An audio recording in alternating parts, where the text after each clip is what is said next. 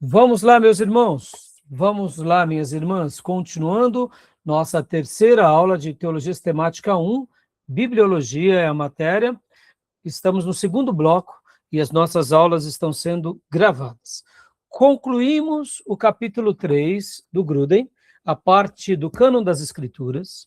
Leiam depois todo o material aqui do Gruden e dos outros livros.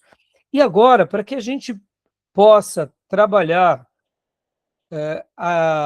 essa parte que estaremos entrando no capítulo 4, antes de irmos a ela, porque olha só que interessante, capítulo 4 vai falar as 4 características das escrituras. Aí vem o primeiro ponto, que é a autoridade. Então, a gente vai trabalhar a partir de agora sobre a autoridade das escrituras, a clareza das escrituras, a necessidade das escrituras, a suficiência das escrituras e a inerrância das escrituras. Para que a gente possa entender melhor, eu separei aqui aquilo que eu falei no final do bloco anterior, que é o material do professor Philip Dunaway, porque esse texto dá uma clareza boa de como foi o processo da revelação sagrada. Como que Deus se revelou ao longo de toda a história bíblica, mostrando a sua vontade e a sua palavra. Porque na primeira aula, meus irmãos, ou melhor, na aula anterior, na segundo dia de aula, lembra que nós fizemos a pergunta, o que é a palavra de Deus? A palavra de Deus pode ser muita coisa, lembra? Pode ser os oráculos de Deus, a palavra criadora, pode ser o próprio Filho de Deus. Então, quando nós falamos assim, o que é a palavra de Deus? Dá uma abrangência grande. E é muito legal quando a gente pensa sobre isso e aprende que o assunto sobre a palavra de Deus é bem vago. Mas dentro ainda dessa ideia da palavra de Deus, e ainda quando pensamos, né, em teologia, porque olha só que interessante, teologia, quando nós dissecamos essa palavra, teó, Deus, e logia, estudo, é o estudo de Deus. Como que nós vamos estudar o eterno? Até mesmo essa definição, é o estudo de Deus, ele, além de ser muito simplório, ele acaba sendo errado. Mesmo que academicamente, estruturalmente, conceitualmente, defina algo, uma categoria, uma área, mas quando a gente vai fazer uma avaliação mais precisa, é muito simplista. Porque, na realidade, como que a gente vai estudar Deus, a divindade? Como que a criatura estuda o Criador? Como que o micro-ondas vai falar do engenheiro? Como que o carro motor vai falar do engenheiro ou da fábrica? Seria muito simplório, seria essa a comparação. Então, o estudo, ou melhor dizendo, a palavra teologia, ela resume-se no quê? Poderíamos traduzir de uma forma mais, eu diria, mais adequada. Teologia é o estudo das revelações e manifestação ou manifestações de Deus ao seu povo e, por meio disso, a todos os demais povos e gerações. Então, é a revelação de Deus, a maneira em que ele se revela ao seu povo e essa revelação que serve para todos os demais povos. É isso. Pode ver que fazer teologia ou estudar teologia é estudar a revelação do divino, ou seja, como o divino se mostrou, se apresentou. Lembra que nós lemos aqui Ezequiel 25, o texto que fala que assim diz o Senhor Deus, no dia em que escolhi a Israel, levantei a minha mão para a descendência da casa de Jacó e me dei a conhecer a eles na terra do Egito. E levantei a minha mão para eles, dizendo, Eu sou o Senhor vosso Deus. Ou seja, Deus se apresenta para nós. Isso é maravilhoso. Então, fazer teologia é compreender esse Deus de amor eterno que se revela a nós. Levanta suas mãos dizendo, sou eu mesmo, que me revela a vocês. Mas a gente só compreende se ele se revelar. E ele se revelou? Sim. Então, teologia, a melhor definição é o estudo das revelações e manifestações de Deus na história, ao seu povo, que é útil e é a base e que serve como fundamento para todos os outros povos. É isso que a gente está fazendo aqui. Pastor, então quer dizer que fazer teologia ou estudar teologia é estudar a revelação? É isso. Por isso que eu vou pegar agora, antes de irmos para o capítulo 4, a gente vai agora pegar um pouco de outros materiais, para a gente continuar compreendendo um pouco mais sobre essa revelação de Deus. E nós acreditamos que Deus se revelou a Abraão, aos patriarcas e depois ao povo de Israel. Ponto. E por último, se revelou em Jesus. E os autores fidedignos que registram a história de Jesus são os apóstolos e discípulos. Ponto final. Tá bom? Então, nós estaremos pegando agora esse material. Mais uma vez, quero apresentar para vocês esse material, que é o artigo A Doutrina da Revelação, é um artigo sobre teologia sistemática, o professor Philip Dunaway, e ele está aqui, mais uma vez, quero mostrar para vocês, ele é esse professor, deixa eu só compartilhar aqui a fonte. Não o conheço pessoalmente, mas amei esse artigo. É professor de teologia aposentado, era diretor do mestrado da Faculdade Teológica Batista de Brasília e deu aula em vários seminários e também tem uma formação muito boa, né, em teologia, em PhD,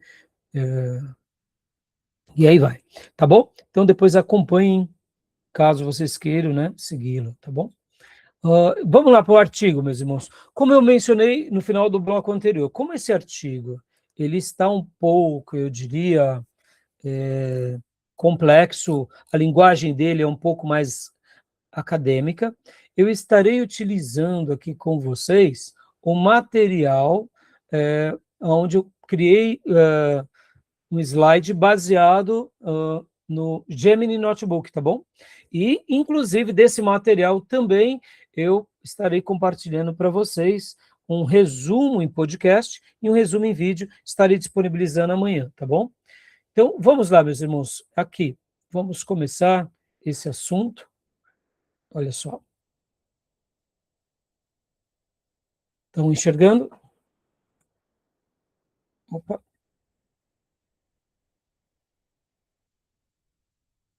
Compartilhei para vocês? Joia. Então, faça as honras para nós, Beatriz, por gentileza, né? Deixa eu pôr aqui. Tem que aumentar a tela, pastor. Pronto. Agora foi? Uhum. A doutrina da revelação, a jornada histórica e sistemática do autodesvendar de Deus, baseada na teologia sistemática do professor Philip Dunaway.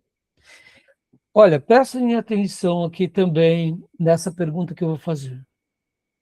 Na última aula, na segunda aula, falamos o que é palavra de Deus.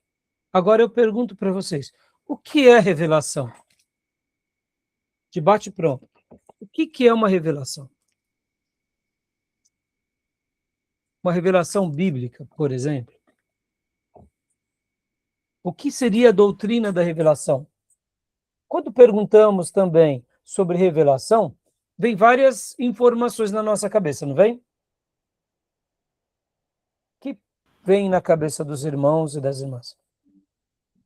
Pastor, eu acredito que revelação é quando Deus fala com a gente, né? E mostra a sua vontade, o que ele quer que a gente faça. Isso aí. Então, é quando Deus fala conosco Mas vamos lá, Beatriz. Esse falar de Deus conosco aconteceu na história? Não aconteceu por meio da palavra, né? Ele foi se revelando aos servos de Deus. Exato, aconteceu na história, não foi? Uhum. Abraão, Deus se revela na história. Então, quando para nós, eu faço a pergunta, o que é uma revelação bíblica? Fica claro. É Deus se manifestando, do Gênesis ao Apocalipse, não é? As revelações que Deus deu na história, mostrando alguma coisa, mostrando a sua vontade, mostrando a sua glória, mostrando o caminho de Deus, mostrando o caminho do homem, mostrando sobre o futuro, sobre a eternidade. Mas tudo isso aconteceu na história do povo de Deus, não foi? Não é claro isso para nós? E é isso mesmo. Por que é importante a gente estar dando essa repassada? Porque percebam, irmãos, graças a Deus, nós, protestantes, a gente tem uma noção do que é revelação. E para nós, a revelação que importa não é a revelação da irmã lá que profetiza. É a revelação bíblica, não é? Não é que a irmã que profetiza não tenha valor, não é isso. É porque não dá para comparar. Uma coisa é a revelação bíblica, outra coisa é o dom de revelação que Deus usa os seus servos para propósitos específicos. É uma benção. Ô, meus irmãos, você está doente, ser curado por Deus é uma benção. Você, né, está passando por uma provação, está ali num cativeiro e Deus te liberta daquele cativeiro é uma benção. Então, quer dizer, o nosso testemunho tem um valor muito grande para fortalecer os irmãos, mas nada se compara à revelação bíblica, a revelação que é baseada na palavra. Pode ver que esse termo revelação nós usamos com muita frequência no seminário, mostrando que a verdadeira revelação é a palavra de Deus, né? Eu percebo, eu estou usando esse termo de propósito, fiz essa pergunta de propósito, porque graças a Deus, mesmo que algumas igrejas nossas se enveredem para algumas práticas de mercado ou de uma teologia um pouco envesada, ainda assim, nós brasileiros temos uma boa noção do que é revelação. Tá bom? Tudo bem? Tranquilo até aí? Então vamos lá. Vamos prosseguir. Ficou claro para vocês isso que eu acabei de dizer? Então, vamos lá. A palavra revelação, leia para nós, Beatriz, por gentileza. O abismo entre o intelecto e o transcendente. Anatomia do Apocalipse. 1. Oculto. Algo está inacessível à observação empírica ordinária. 2. Bloqueio. Não pode ser descoberto por meios humanos normais. 3. O desvendar. Apocalipse. A ação divina extraordinária de puxar o véu. A palavra revelação, podem ver que o livro de Apocalipse começa até com esse termo, né? Podem ver que é a revelação de Jesus Cristo, né? Mostrando revelação de Jesus Cristo, vou até mostrar aqui para vocês, olha, Apocalipse capítulo de número 1, revelação de Jesus Cristo que lhe deu para mostrar aos seus servos as coisas que brevemente devem acontecer. Ou seja, essa expressão revelação, que também no original seria Apocalipse, né, que significa revelação. Por isso que quando algumas Bíblias chamam o livro de Apocalipse de revelação, não está errado, porque simplesmente Apocalipse é a própria transliteração, né? É como se fala no original. A transliteração exata é revelação. A palavra, né? A tradução, o significado, né? É como dizemos batismo. O que significa batismo? Batismo na realidade, é só uma expressão que está baseada na língua original. Mas batismo seria imergir. É isso. a transliteração. Então, Apocalipse significa, a sua tradução e transliteração é revelação. Então, o que acontece? Voltando aqui para o slide.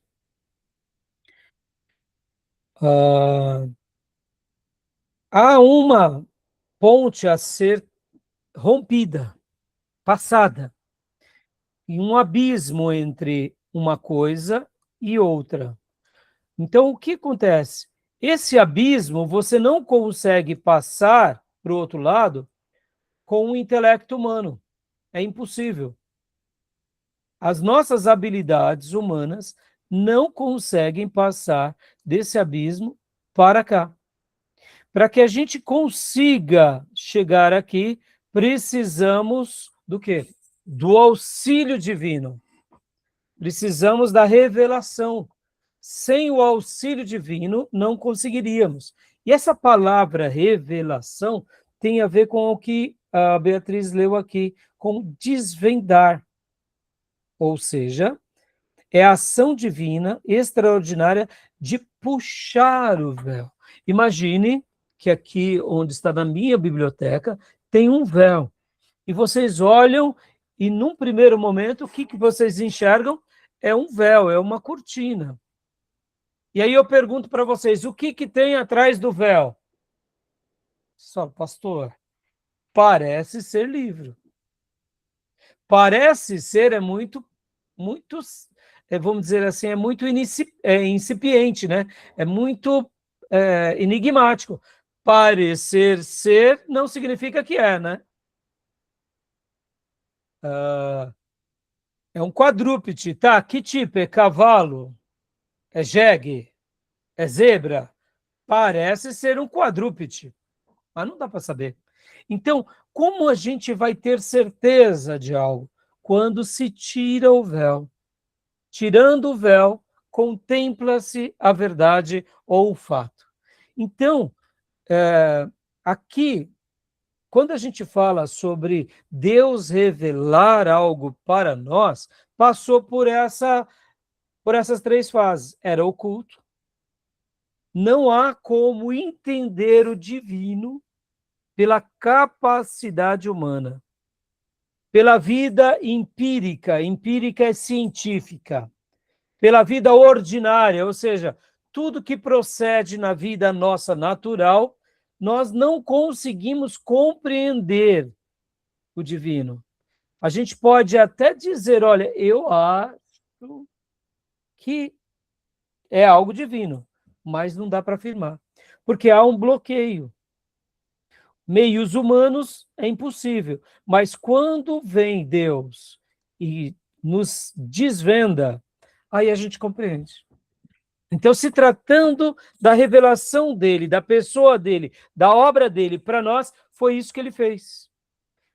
E por que eu falei, eu preciso dar essa aula para os meus irmãos, porque esse material ele é muito lindo, porque tudo isso que a gente vai tratar agora como revelação, irmãos, não está baseado na nossa tradição, não está baseado também na nossa magistratura. Porque a minha tradição, a nossa tradição pode ter falhas, a nossa magistratura pode ter falhas, mas nós acreditamos que Deus se revelou pelas Escrituras ao seu povo, falando num primeiro momento com os patriarcas e escrevendo num segundo momento com os profetas e apóstolos. E não somente falando e escrevendo, mas encarnando. Aleluia! Aqui vai ficar fantástico. Quando a gente fala de revelação, a gente tem que pensar nisso. Deus vai desvendando paulatinamente a sua pessoa, a sua glória, o seu caminho, o que ele espera de nós e o que ele tem reservado para nós. E nós só entendemos tudo isso se de fato formos a sua palavra. Tá bom? Tudo bem até aí? Leia para nós aqui o último parágrafo, filha, por gentileza. A revelação cristã não é apenas uma transferência de informações noéticas, mas um contato relacional que reconcilia e transforma o receptor. Aqui, dando uma ideia, ela foge do mundo natural. Ela não é no mundo natural. Eu posso até compreender um pouco os mistérios divinos por meio da natureza, mas não tem a ver por esse lado natural, mas sim um contato baseado em relacionamento, baseado em reconciliação, baseado também nesse ato onde o próprio Deus vai se revelar a nós e nós vamos ter essa interação com ele, essa reconciliação com ele entre divino e humano. Por isso que podem ver, meus irmãos, nós estaremos aprendendo aqui na matéria de cristologia e das aplicações da redenção, que uma das obras de Jesus entre nós foi nos reconciliar com Deus. A expiação, ou seja, a obra que ele realiza na cruz, por nós e em nós, nos reconcilia com Deus. Ou seja, Deus não só desvenda o que há no sobrenatural, mas Deus nos reconcilia com o sobrenatural. Aleluia. E tudo isso está dentro do processo da revelação. Mas como a gente vai ter certeza dessa revelação divina se a gente não for no material que ele deixou como revelação divina? Olha o perigo. No momento em que eu tenho qualquer outro material que diga que é Deus, eu estou colocando também em pé de igualdade com a revelação que ele deixou para nós. Percebam, irmãos, como é perigoso aqui. É aqui que nascem as religiões. É aqui que nascem as seitas. E é aqui que nós distinguimos, porque para nós, a nossa tradição e a nossa magistratura, se não estiver embasada na palavra de Deus, não serve para nós. Tá bom? Tudo bem? Tranquilo? Pastor, Alguma pergunta, alguma dúvida? então, no caso, basicamente, revelação é uma ação de Deus, né? Que sem isso a gente não, na verdade, não tem revelação se Deus não agir. No Exatamente, caso, é bem. ele querendo mostrar o que ele vai fazer, né? Exatamente. Se Deus não quiser, não tem como. E olha só que coisa linda o texto, o artigo do professor Philip vai trazer. Que Deus esporadicamente faz isso na história e isso é algo que pertence a ele e a mais ninguém. Como ele agirá, pertence a ele. Como se revelará, pertence a ele.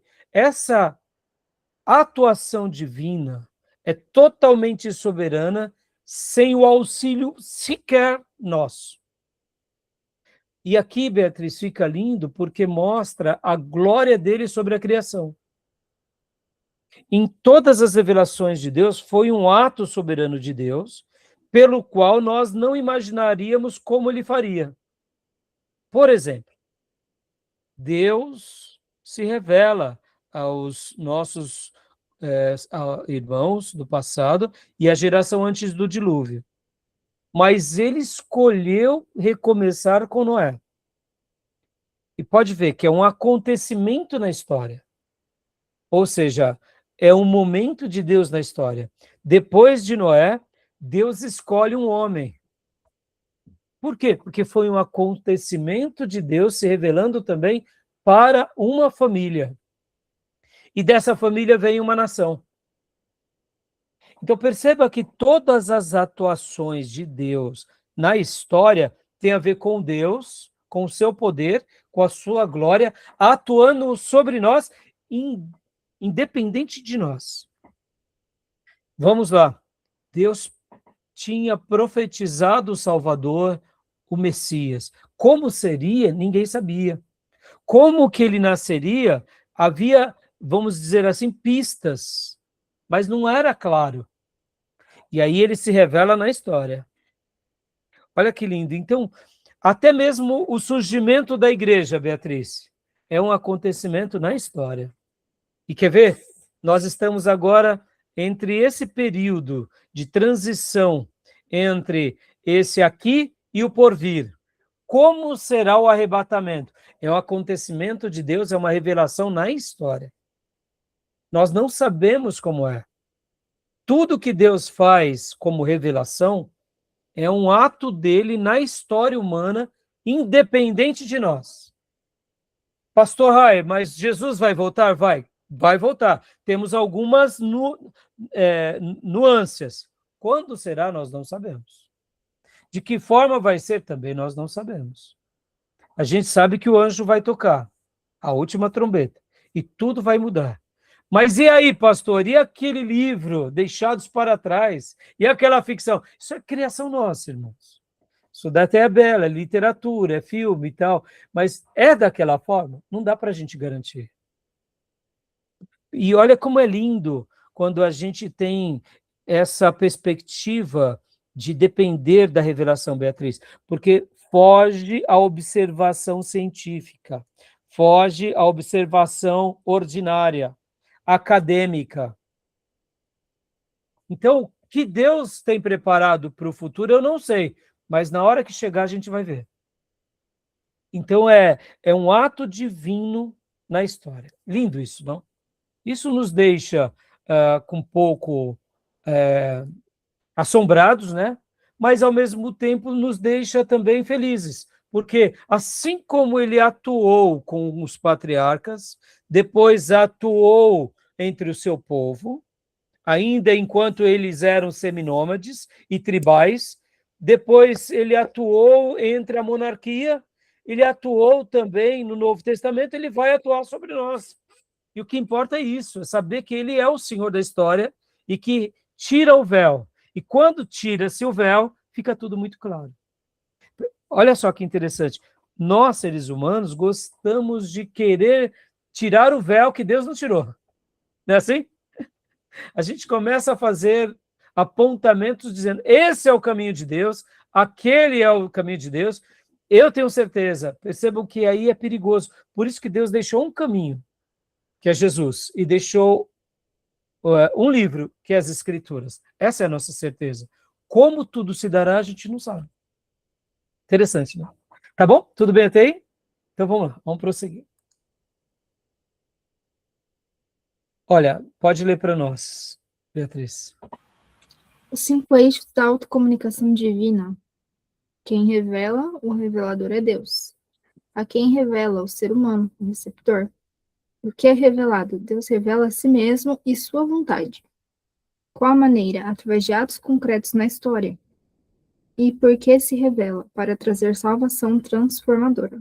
Olha esses 5 pontos. Foi assim ou não foi? Resume tudo o que eu acabei de dizer. Quem revela? É Deus. Pastor, mas e quando o Apocalipse fala, né, do livro de Apocalipse, das profecias? Quem revelou foi Deus, irmãos. Não somos nós. Nós não fazemos isso. Nós participamos do que acontecerá. Como será? Nós não sabemos. A quem revela? Quem é o receptor? Quem é o destino dessa revelação? Somos nós, seres humanos. E a humanidade, né? O que é revelado? Aí, olha só que coisa linda, irmãos. O que é revelado? Ele próprio. E a obra dele. E a vontade dele. Qual é a maneira? Através dos atos concretos na história. E aqui onde entra muito sobre a teofania de Deus, a atuação dos profetas, a maneira em que eles entenderam e a vida dos apóstolos, confirmando a grande encarnação. Ou seja, são atos concretos na história. Ora, pastor, então quer dizer, olha só que interessante, irmãos. Deus se revelou na história e ele parou de atuar? Claro que não. Por isso que eu gosto de dizer sempre que nós seguramos o livro de Deus, que é a Bíblia. Mas Deus é muito maior do que a Bíblia. E ele escolheu viver, agir nessa fase da humanidade, desde Adão até a última alma, por meio da sua palavra.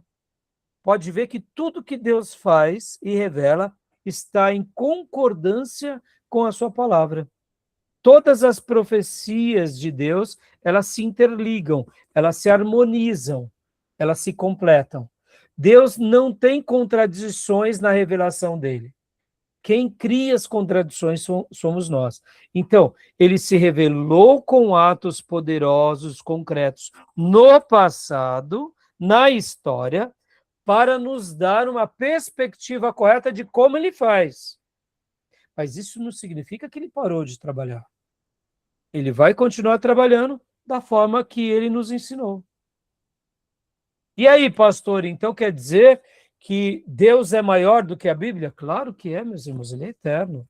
A Bíblia são gotículas do eterno que foram presentes para nós em toda a nossa jornada aqui enquanto seres humanos. Mas Deus é muito maior do que tudo isso. Aí pode dar margem para muitos pensarem, então Deus tem uma nova revelação, aí onde entra a sua revelação, porque ele diz que ele escolheria trabalhar de acordo com a sua palavra. Ele se manifestaria sobre nós em combinação com a sua palavra. Tudo passa pelo critério da palavra. Porque se revela para trazer salvação transformadora, ou seja, o final feliz para cada ser humano, de Adão à última alma, para nos salvar. Só isso. E mais nada além do que isso. Tá bom? Tudo bem até aí? Alguma pergunta? E aqui, leia para nós, irmã, por gentileza. A doutrina implícita da revelação está por baixo de todo empreendimento teológico principal. Avery Dulles. Aqui é um material que o autor Philip cita, né? Tá bom? Tudo bem até aí? Tá dando para entender? Vamos lá. Aqui, dentro das revelações, nós temos que falar um pouco sobre teofanias, né? Teofania é uma aparição ou uma manifestação de Deus na história por meio dele próprio ou por meio de alguém. Então, leia para nós, Beatriz, aqui, essa parte primeiro aqui, ó. Feixes vertical. Não, leia aqui em cima, por gentileza. Da direita para a esquerda? Esse daqui. No Antigo Testamento, Yahvé, o Deus escondido, em Isaías 45:15, não visita o mundo de fora. Ele intensifica sua presença de maneiras empíricas, como colunas de nuvem e fogo. Então, no primeiro momento, Deus se revela no Velho Testamento para Abraão como uma pessoa, depois Deus se revela ao povo no deserto como uma coluna de fogo, como nuvem.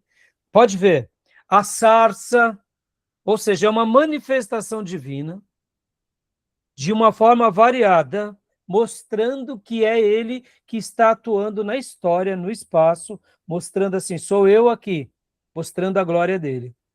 Tudo bem? Agora leia aqui para a gente, filho.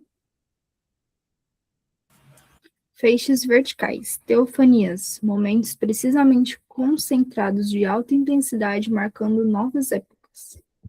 Ou seja, foi assim com Abraão, Deus se revelou a Abraão, os carvalhos de Manre, o Senhor visitou Abraão, o Senhor passou ali entre o sacrifício, naquilo que chamamos de voto de suzerania.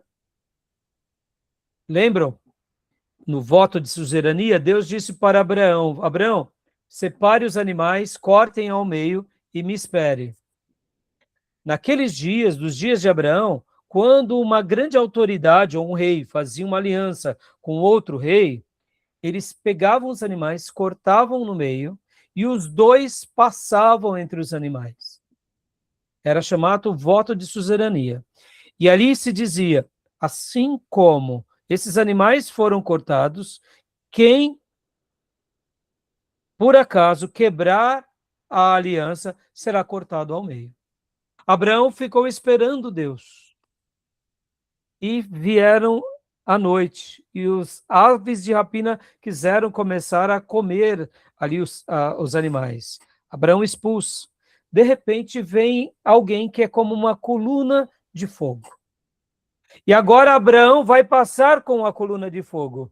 Mas o que Deus fala para Abraão? Não, Abraão, eu passo sozinho.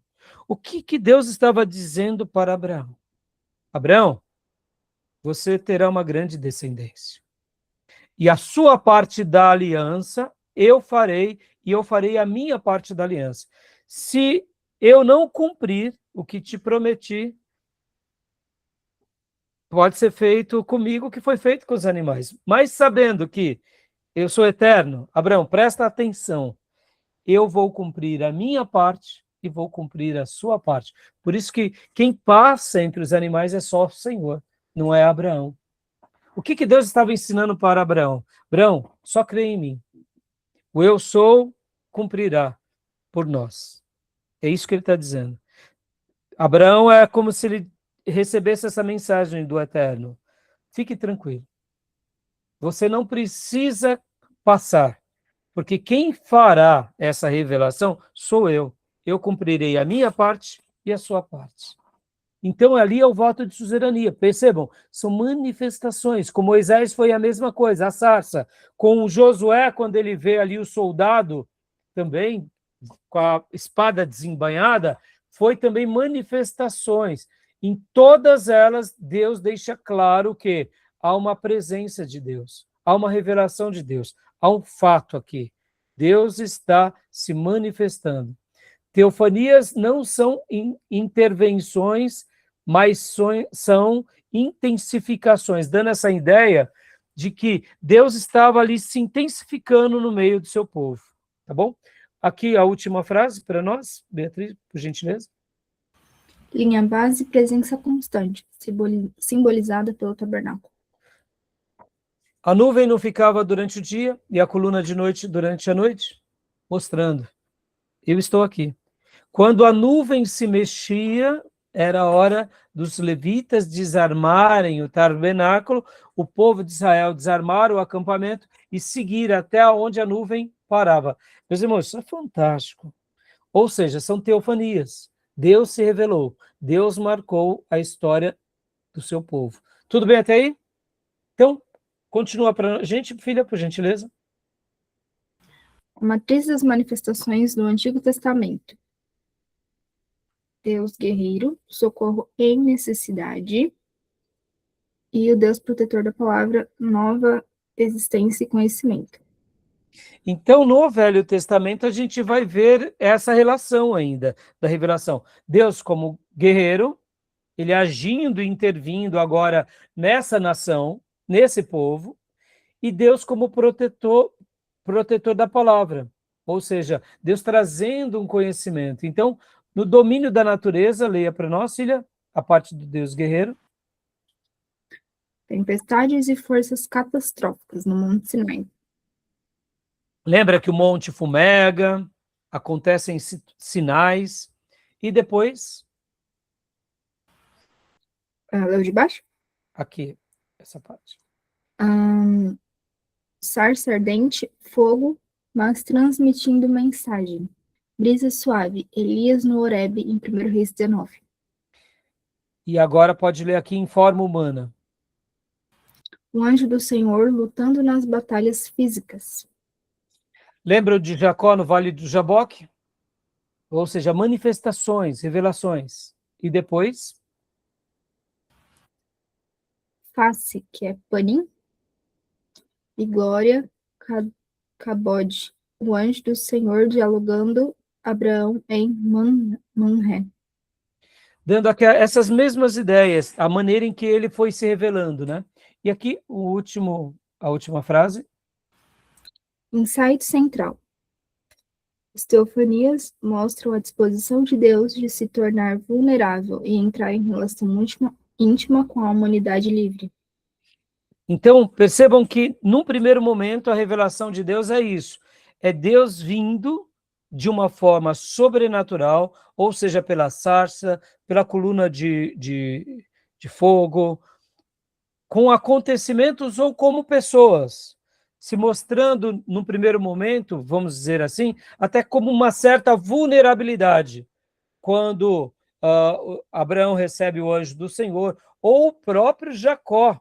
Porque, irmãos, sejamos honestos, Jacó lutou com o anjo, e era o anjo do Senhor. Não é meio estranho imaginar que Deus vai lutar com alguém?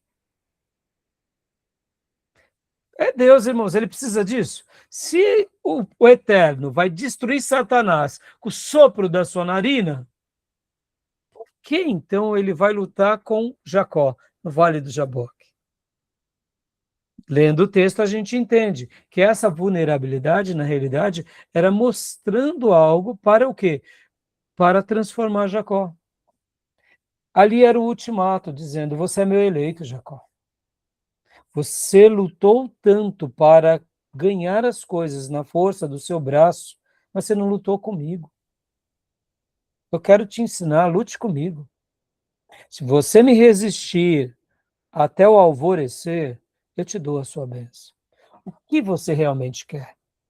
Perceba, irmãos, a história de Jacó é muito legal, porque Jacó, ele era um desviado, irmãos. Essa ideia que ele troca a primogenitura pelo prato de lentilha como espertalhão, sim, ele fez isso. Esaú era um demagogo, mas dá para ver que ele era um oportunista. Sabe aquela pessoa que quer ganhar em todas? Não importa se a promessa diz algo, porque o que era a profecia? Que Jacó seria o primogênito e Esaú não seria. Ele não precisava fazer força, irmão. Está entendendo? Mas ele era inconsequente, ele era espertalhão. Então ele troca a primogenitura. Ele não precisava trocar, já era dele. Era ou não era? Era dele. E ele precisava mentir para o pai para pegar a bênção? Não precisava. A bênção já era dele. O que mostra a vida de Jacó? É o lado humano errante, que quer sempre dar uma ajudinha para Deus. Em todas as ocasiões de Jacó, ele tenta dar uma ajudinha para Deus. Só lá com Labão que ele começa a cair em si, quando agora Labão começa a trapacear o trapaceador. Ali ele começa, parece que ter esse processo da verdadeira conversão. E começa a orar a Deus, ouvir as estratégias de Deus, e agora regressar. Regressar para onde? Para o lugar onde ele aprontou, para o lugar onde ele foi odiado. Porque, irmãos, enquanto ele foge, né, da casa dos seus pais, está em Betel, até a oração dele é carnal. Senhor, se o Senhor for comigo e me abençoar, eu te dou o dízimo. Agora, vem cá, vem cá.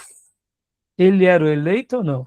Ele precisava barganhar com Deus? Não precisava, meus irmãos, ele era o eleito. Vamos pegar Jacó no primeiro momento e vamos pegar Davi no segundo momento. Davi é a demonstração do Jacó correto. Davi não precisou matar Saul, Davi não precisou trapacear, Davi não precisou fazer nada.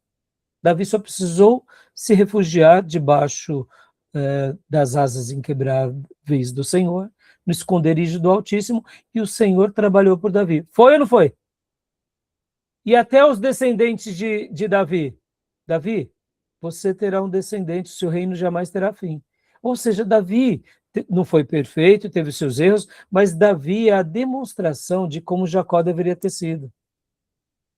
Então, o que eu quero dizer? Voltando para o Vale do Jaboque. O Vale do Jaboque foi a experiência de fogo. É como se Deus dissesse, é hoje. É hoje que eu preciso transformar e ensinar esse homem que não vale a pena. Por isso que Deus o fere, por isso que Deus o prova. E ali, irmãos, foi uma luta mesmo de suar a camisa. Mas qual era a palavra que nós entendemos que o texto diz? Me segure até o alvorecer. E o que isso nos ensina? Tem vezes que a gente quer algo, mas a gente quer na nossa dimensão. Aí a gente sacrifica. Aí a gente vira Jacó. Mas quando é nos critérios de Deus, a gente abandona. Até que Deus nos põe no Vale do Jaboque, que é a história do nosso regresso. Aí a gente tem que demonstrar para nós mesmos, não é o que eu quero mesmo, eu vou aprender. Pode ver que Jacó tinha uma vida ereta, mas ele era um manco o tempo todo com Deus. Depois que ele luta com o anjo e o anjo o fere, ele manca fisicamente. A altivez dele cai por terra, mas nunca mais ele foi ereto como um homem. Agora ele é um curvado que manca diante dos homens, mas ele é um aprovado diante de Deus pro resto da sua vida. A vida dele tem a vida do errante até o vale do Jaboque e a vida do certo o resto da sua vida. Enquanto ele era errante, ele não mancava fisicamente, mas depois que ele passou a mancar fisicamente, ele se tornou um aprovado pro resto da sua vida. E por que ele mancava? É aí onde entra esse lado íntimo de Deus em nós, porque era a lembrança daquilo que Deus fez na vida dele. Sabe, irmãos, tem vezes que alguém precisa passar por algo para que nunca mais se esqueça. Jacó, quando andava, mancava, porque era a lembrança do Vale do Jaboque. Vale a pena mancar com Deus, porque assim eu sou aprovado por ele. É uma mensagem maravilhosa. Então aqui é uma revelação. Percebam que essa relação do Deus guerreiro e do Deus portador da palavra, ele vai fazer o tempo todo, tá bom? Alguma pergunta, alguma dúvida? Vamos prosseguir? Continua para nós, irmã. Anatomia da palavra. Da barra. Mais que informação. Mundo moderno, qualidade noética, foco em transmissão de sentido, dados intelectuais e significado racional. Ou seja, o que seria essa qualidade noética? É isso. Faz parte do nosso mundo racional. Então, Deus, para se revelar, não tem esse lado. Deus tem esse outro lado. Leia para nós. Antigo Oriente Médio do Antigo Testamento, qualidade dinâmica. A palavra como realidade objetiva carregada de poder criador que altera a matéria. Ou Atos, seja, aí continua aqui. atos históricos. A fala de Yahvé atua na história mundial para cumprir seu querer. Pode ver que é isso que vai acontecer.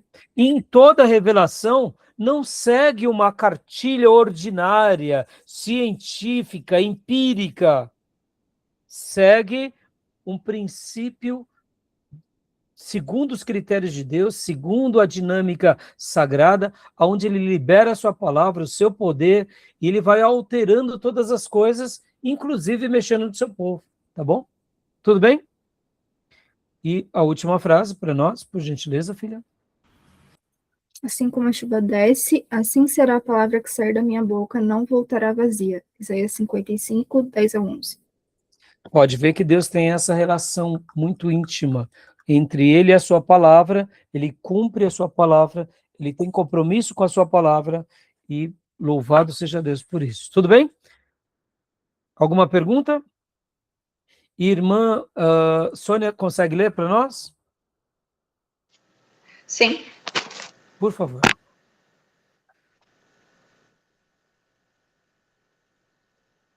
No caso, homo simpatéticos, a encarnação profética da palavra. Deixa eu explicar um pouco aqui. O que seria isso? A ideia grega antiga era que Deus ou seres divinos muitas vezes não tinham uma relação patos, que vem de sentimentos, com o homem, porque eles são seres divinos. Então, como seres divinos, eles até entendem o ser humano, mas eles não têm essa revelação sentimental. Quando nós enxergamos na Bíblia, não é que Deus tenha sentimentos como os nossos, mas a maneira em que ele se revela conosco é uma maneira regada de emoções positivas. Há vamos dizer assim, um lado emotivo em Deus correto. Se ele ama, é um amor perfeito. Se ele tem ira, é uma ira justa. Nós não, né? O nosso amor é tendencioso. E a nossa ira pode estar certa, como pode estar errada. Então, a vida teofânica, ou seja, a maneira em que Deus se revela a nós, tem esse lado. Irmã Sônia, pode ler agora? Esse primeiro aqui. O patos divino. as emoções de Deus, cólera, amor, cuidado. Ou seja, é o que eu acabei de dizer, né? Pode ver que Deus tem esse lado de se revelar como um nosso. Pastor, mas Deus é como o homem? Não, ele é perfeito. Mas ele faz essa comunicação para que a gente entenda ele melhor. Tá bom?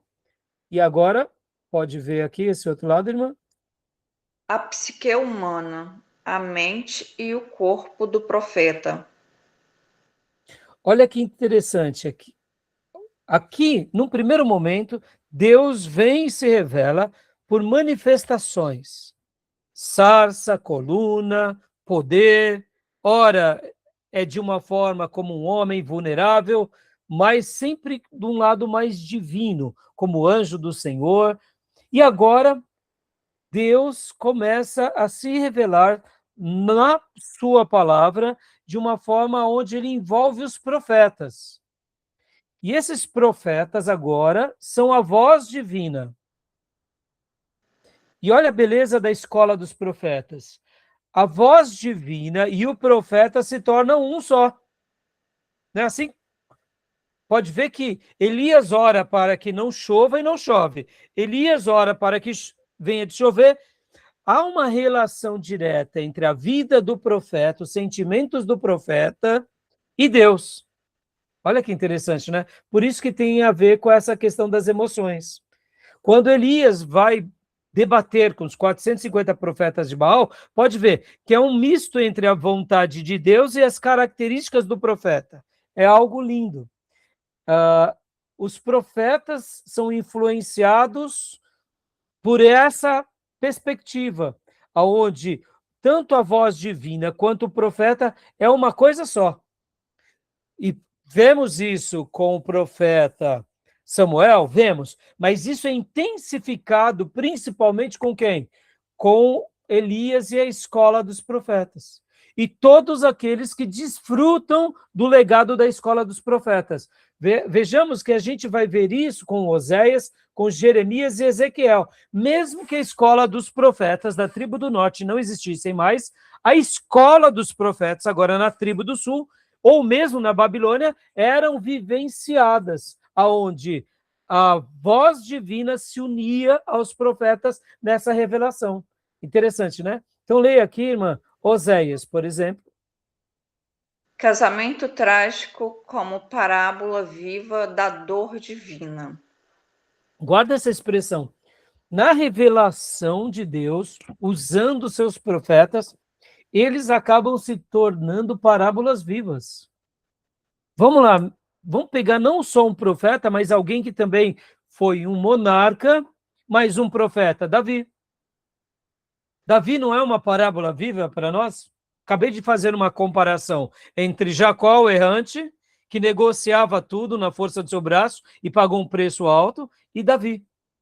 Davi, que era um poeta, um servo, que amava a Deus, que adorava a Deus, vira um soldado, vira um general, vira agora um monarca e continua fazendo o seu papel, servindo a Deus, mas o título e os ofícios não o consumiram. Pelo contrário, ele se aperfeiçoa, mas ele se torna uma parábola viva. Não é assim? Quando a gente vê Davi, meus irmãos, não temos essa doçura entre um homem de guerra, um general, um rei, um monarca, mas um poeta, um adorador, um quebrantado, alguém que também, quando pecava, se arrependia. Não é? A parábola viva. Mas isso nós notamos mais na vida dos profetas. Agora leia para nós aqui sobre Jeremias, irmão, por favor. Vida privada abolida para ser um veículo revelatório. Como assim? Deus chega para ele e diz, não case. E ele não casa. Pastor, mas não foi uma judiação? Eu diria que Jeremias nos diriam, judiação para vocês, porque o meu chamado foi ser um eunuco por vocação. A gente não pode olhar para Jeremias com essa pena, tá bom, meus irmãos? Para nós é porque nós fomos chamados a viver uma vida familiar. mas ele foi chamado a ser um eunuco por vocação. Pode ver, ele recebe um chamado desde cedo, como um garoto ainda, a ser profeta. Ele era um sacerdote, e agora ele vive para Deus, e se torna também uma parábola viva entre o seu povo. Percebam que Jeremias pratica a encarnação da palavra viva entre o povo. Foi isso ou não foi? Interessante, não? Mas ele é um veículo da revelação. Então, assim como o profeta e a voz divina trabalhavam numa sinergia, né? E o último aqui, que é Ezequiel, por favor, filha. Ingestão física do rolo, a palavra internalizada. Ezequiel come até a palavra. A manifestação de Ezequiel é bem parecida. Percebam que aqui Oséias ainda é nas escolas dos profetas, Jeremias é depois das escolas dos profetas, Jeremias e Ezequiel é depois da Babilônia, já que está em cativo. Ele serve lá na Babilônia, né? Mas não importa. Todos eles vivem essa relação da encarnação profética da palavra. O profeta e a palavra eram uma coisa só. Tá bom? Tudo bem até aí? Percebam, tudo isso. Agora, olha como é progressivo. Primeiro, uma teofania mais misteriosa, com colunas, nuvens, fogo, sarça, soldado, anjo que briga com um, que se revela a outro. Depois, agora, Deus, na sua revelação, usa profetas e faz deles um só com a sua palavra, e eles se tornam essa parábola viva. E agora a gente vai chegar no outro ponto da revelação. Mas leia aqui para nós, irmã, por gentileza, essa última frase. O profeta, é Nabi, né? É Nabi. Nabi, é que a palavra profeta no Velho Testamento é Nabi. Não atinge fusão mística, mas união afetiva. Ele é libertado da apatia, apatia estoica. Entre os estoicas, essa apatia, ou seja, você não tem que buscar algo sentimental. Você não pode se deixar levar pelo sentimento. Não é assim hoje no mercado de trabalho, irmãos? Não é assim que a gente tem que ser? E de fato a gente não pode misturar as coisas. Uma coisa é negócio, outra coisa é irmandade. E não está errado. Não estou falando que a gente vai deixar de ser cristão, mas a gente precisa ter essa perspectiva, não é? Se eu fosse um pastor e também fosse um advogado, e eu fosse fazer um serviço para a irmã, eu tenho que agir como advogado, não como pastor ali naquele serviço. Eu deixei o título de pastor? Não, não deixei. Mas dentro da perspectiva filosófica estoica, esse lado da apatia era importante. Mas agora, o profeta, ele vive o oposto. É o patos, é o sentimento, onde Deus internaliza nele, e ele e Deus e ele vivenciam todo esse drama. Vejamos Jeremias, né, por exemplo. Assim como Deus sofria, Jeremias também sofria. Interessante, né? Então, olha a revelação de Deus, como ela é íntima, como ela é poderosa. Lembrando aqueles processos, né? Quem revela? A quem revela? Para que revela? Qual o propósito? Tudo isso faz parte do processo da revelação. Irmãos, já deu aqui o horário. Vamos parar aqui, mas para a gente ir para o último bloco. Tá dando para entender? O texto do professor Felipe é fantástico. Eu amei esse texto, eu estou tentando passar aqui de uma forma mais simples para que vocês possam entender que nós não estamos fundamentados no misticismo, nós não estamos fundamentados numa visão qualquer. Deus se revela na história. Deus atua soberanamente. E ele se mostra paulatinamente, de diversas formas, para nos deixar uma revelação. E é isso que importa para a gente. Por que eu estou destacando tudo isso, meus irmãos? Porque ao destacar tudo isso, nós estamos valorizando aquilo que para nós importa, que é a palavra, que é essa revelação, que foi fechada. Tá bom? Tudo bem até aí? Vamos para o último bloco? Vamos? Então, eu vou parar aqui e a gente vai para o último bloco, mais alguns minutinhos.